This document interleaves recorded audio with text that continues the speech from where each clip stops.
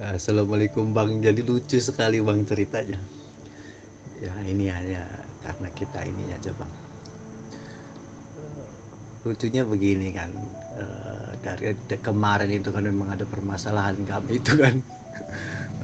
Mobil mobil kan ditabrak gitu kan, pintu samping itu kan hancur robek gitu kan, sama spion hancur juga. Nah, terus cerita, saya sudah ikhtiar lari ke sana lari ke sini cari-cari siapa yang tabrak kan karena kejadiannya kan malam.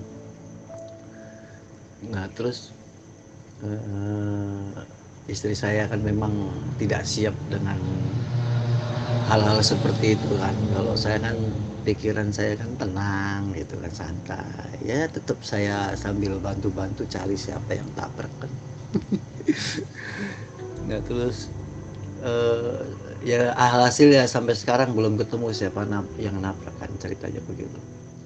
Nah, terus tadi siang itu ada telur, ceritanya kan telur itu pecah ada 2 biji. Dan saya tidak tahu itu yang kasih pecah itu siapa, telur merepet. Wah, jadi lucu sekali Bang. Sudahlah, mengalah saya tuh, daripada gara-gara telur pecah cuma 2 biji udah merepetnya kemana-mana ke anak-anak saya kan. Saya dadar ini, jadi saya ingat dayanya Bang Andi nih. Masalah telur dadar. Ya Allah, jadi ya lucu lah Bang. Jadi ya mengalah, saya makan saja tuh telur, saya dadar, saya goreng, jadi lebih bermanfaat saya makan itu sudah selesai sekarang. Jadi saya bilang tuh, sudah saya makan itu telur daripada ribut terus. Begitu Bang ceritanya Bang, ya lucu-lucuan saja ini Bang. Ya, karena saya sebetulnya kangen juga sama Bang Andi nih. Belum ada daya, jadi ya karena kangen saja, jadi ya seperti ini saja Bang, canda-canda saja Bang. Gitu Bang, semoga sehat selalu di sana, amin. Waalaikumsalam warahmatullahi wabarakatuh. Alhamdulillah sehat Pak Kus. Gimana di sana? Mudah-mudahan sehat lah ya. Sehat terus lahir batin. Jadi dalam hidup ini ya harus pakai ilmu untung. Seperti apa tuh ilmu untung? Ya banyak-banyak bersyukur lah. Cuma kan banyak orang nggak melihat keuntungan, nggak melihat apa yang nikmat yang masih ada. Dia masih melihat yang hilang, dia masih melihat yang dia anggap rugi. Ya contoh kayak mobil ketabrak, rusak pintu, setir segala macam, itu kan kalau kita lihat sisi ruginya pasti kita ngeluh ya, pasti kita merasa aduh keluar duit lagi nih untuk memperbaiki, udah berapa duit lagi harus keluar ya. Tapi kalau kita pakai ilmu untung kan enak, ya nggak apa-apa. Yang penting yang rusak cuman mobil, yang penting aku anak istriku selamat, nggak celaka, nggak ada korban. Yang korban cuman mobil. Nah, itu namanya ilmu untung. Sama juga, kenapa kok bisa istri cerewet, akhirnya kita masak telur sendiri ya kan? Ya nikmati aja lah. Makanya tuh hati-hati ya. Siapapun yang nonton video saya, kalau kita memang ada sambung rasa, ilmu Allah itu mengalir. Contohnya seperti apa? Kalian simak itu YouTube saya. Bang Andi ngomong tentang telur dadar. Besok dalam kehidupan kalian akan dapat pelajaran dari telur dadar. Ya, itulah kalau kita itu sudah satu frekuensi. Apa yang saya dapat kalian juga dapat. Nah, cuman banyak juga yang kaget. Bang Andi baru ngomong kemarin, langsung kena ini. Baru Bang Andi bahas tentang ini, tentang itu, kok di kehidupan saya langsung makjeleb sekali ya kan? Kena kita. Nah, jadi jangan kita istilahnya terkejut, kaget, jangan. Harusnya kita di situ bersyukur. Bersyukurnya begini, sama ini dengan yang Bang Andi cerita kemarin. Sama ini Bang Andi bahas kemarin. Bang Andi bilang begini begitu, ya kan udah ada teorinya kita. sudah ada rumusnya apa yang harus kita lakukan, ya. Makanya kenapa itu kalau kita ulang-ulang itu video yang lama-lama itu kok nggak bosan-bosan, ya kan? Karena ya itulah realita kehidupan. Semua orang akan mengalami. Banyak yang kena itu, ya kan? Nah, jadi macam Pak Kus, baca terus ya. Hari ini nonton YouTube saya, besok lihat di kehidupan. Apa yang terjadi di kehidupan, apa ilmu baru yang Allah turunkan. Allah memberi ilmu itu jangan dibilang enak langsung tiba-tiba paham gitu, enggak. Ilmu turun setelah kejadian, itu baru namanya ilmu. Kalau tiba-tiba paham itu lain lagi ceritanya, ya. Kalau ilmu dunia masih enak, kita belajar dulu sama guru, dikasih pelajaran, kita hafal-hafal pelajarannya, baru ujian. Tapi kalau ilmu Allah diuji dulu baru dapat ilmu. Beda kan? Ditabrak dulu, diambil kemelekatan kita, cinta kita kepada mobil. Udah rusak, akhirnya keluar uang lagi. Ya kan? Rela kita keluar uang untuk memperbaiki mobil. Coba itu di flashback lagi ke belakang itu. Bisa jadi ada hak orang lain kita nggak keluarin, ya, sehingga Allah mengambil dengan cara paksa. Seperti apa cara paksa? Ditabrak mobil kita, akhirnya kita keluar uang untuk memperbaiki mobil dan kita rela, ikhlas kita. Banyak kayak gitu kan dalam kehidupan. Ada dulu orang minta tolong sama kita, tutup mata, kita nggak mau, kita bantu. Enak aja minta-minta, aku pun butuh, aku nabung capek-capek, ini tinggal minta aja. Akhirnya apa? Allah buat dalam kehidupan diambil secara paksa. Itu contohnya tadi, ya. Jadi saya bukan nuduh Pak Kus apa tidak mengeluarkan hak orang lain, tidak. Itu contoh saja. Kita harus tanya, ya Allah, kenapa pengeluaranku hari ini kok tidak berkah ya Allah? Ini rusak, itu rusak. Aku harus keluar uang sekian, sesuatu yang tidak disangka-sangka harus dikeluarkan. Dan kita terpaksa itu, ya kan? Contohnya mobil tuh, ditabrak sama orang. Kalau kita nggak perbaiki nggak bisa dipakai itu mobil. Akhirnya mau nggak mau kita perbaiki. Begitu kita perbaiki, keluar uang kan? Nah, coba kita flashback lagi ke belakang. Bisa jadi ada hak orang lain di situ, kita nggak keluarin, sehingga Allah ambil paksa. Ya, Allah ambil paksa. Makanya kita di situ seharusnya jangan banyak ngeluh. Itulah banyaknya manusia itu mengeluh. Dikasih masalah, dikasih musibah, dikasih yang nggak enak, ngeluh aja dia. Tapi dia nggak pernah paham, salahku kenapa ya Allah? Diriku di mana letak salahku ya Allah? Sehingga kok uang yang ada pada diriku nggak berkah. Kok harus keluar sesuatu yang ibarat kita, ya ibaratnya habis begitu saja, ya kan? Berbeda kalau kita mengeluarkan uang, kita kepingin suatu barang, aku beli. Ketika kita keluarkan uang itu, barangnya dapat dan kita senang, kita bahagia, kita bisa menikmati. Tapi kalau kita nggak bisa menikmati, udah capek-capek kita kumpul, tiba-tiba ada yang rusak, diperbaiki lagi, itu kan sudah minus namanya itu.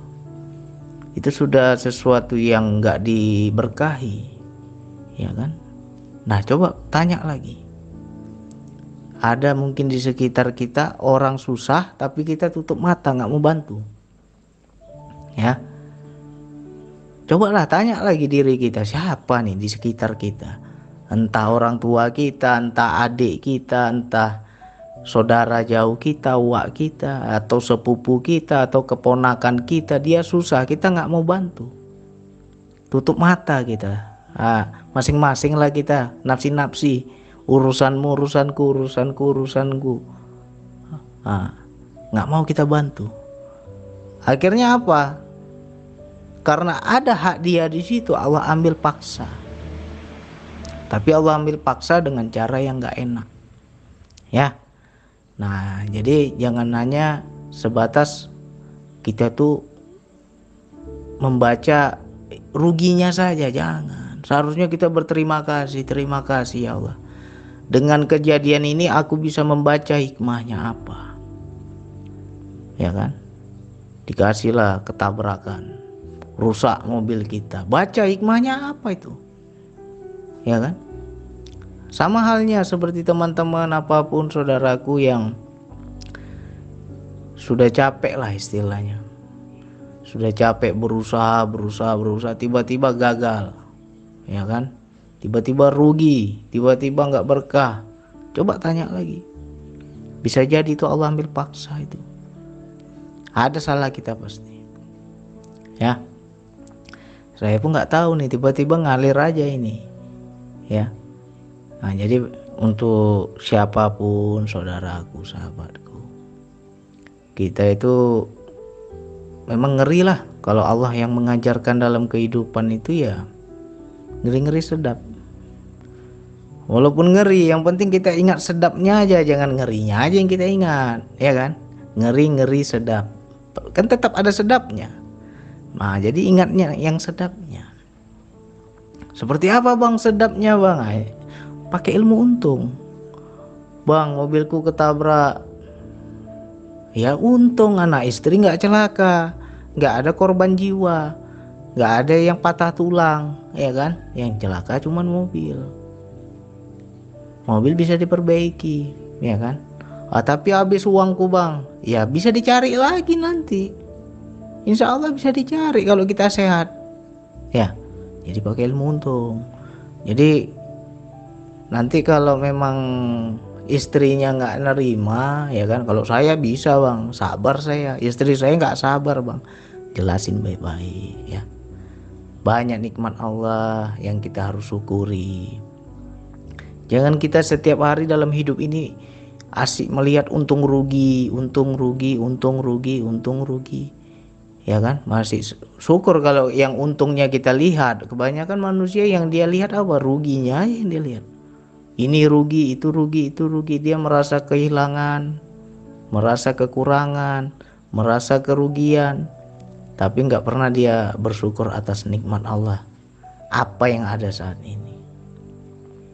Ya, itu bagus tuh macam Pak Kus. Bang, saya masak telur sendiri bang, nikmati, ya kan?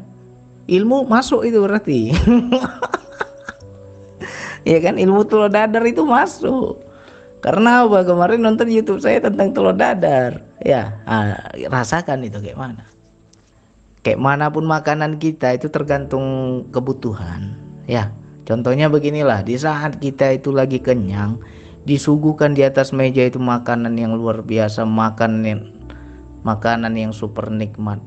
Apakah kita di situ nikmat memakan itu? Pasti nggak nikmat karena udah kenyang. Tapi di saat kita perut ini betul-betul lapar, butuh perut ini makanan, apa yang ada pun kita sikat. Jangankan nasi sama telur dadar, ada roti sepotong pun itu udah syukur kali kita. Yang penting ada aku isi makanan, ya kan? Jadi kalau kita mau memahami hakikat rasa, hakikat nikmat, itu tergantung butuh kita, ya. Tergantung kebutuhan kita. Nah, kalau kita paham di mana letak kapasitas kebutuhanku, disitulah nikmatmu. Makanya banyak orang sudah kaya, sudah banyak uang, rumahnya sudah 3, sudah 4, dia beli lagi rumah baru lagi. Kenapa nggak nikmat? Ya kan? Mobilnya sudah berjejer, nggak nikmat juga. Karena dia nggak butuh. Ya kan? Tapi bagi orang yang nggak punya mobil, dia baru beli mobilnya yang pertama, di situ nikmatnya luar biasa, karena dia butuh. Jadi letak nikmat itu, letak rasa itu ya tergantung kebutuhan. Jadi kita jangan sampai melihat itu dari segi materinya, dari segi yang nikmat apa, yang mewahnya. Contoh makanan enak dengan makanan nggak enak, kita bilang telur dadar kan makanan rakyat itu. Tapi kok orang menengah ke bawah makan telur dadar itu kok nikmat mereka, selera dia makan itu. Bisa tambah-tambah dia makan itu. Karena dia di situ butuh. Ya. Syukur masih ada telur dadar daripada nggak ada. Nah, beda. Kalau orang sudah dicabut Allah rasanya, ya kan? Udah dikasih sakit, udah dikasih ompong giginya, udah dikasih rusak. Nah, sama macam saya nih, gigi dah hancur ini. Istri masak enak kayak manapun salah terus sama saya. Kenapa salah? Ya nggak sesuai lagi kebutuhan saya. Ya kan? Kenapa kamu masak yang keras-keras? Bagi mereka nggak masalah, bagi saya masalah. Ya kan? Karena kapasitas kebutuhan kita beda-beda. Ya. Akhirnya disitulah kita harus banyak membaca. Kenapa ya Allah? Makan ini kok nggak bisa lagi, makan itu kok nggak bisa lagi. Kenapa engkau cabut ya Allah? Ya kan? Nah, baca lagi tuh.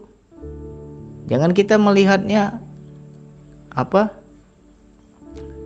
Allah itu pelit, Allah itu sedang menghukum kita, Allah itu sedang mengazab kita. Enggak begitu. Justru di situ banyak rahmat Allah.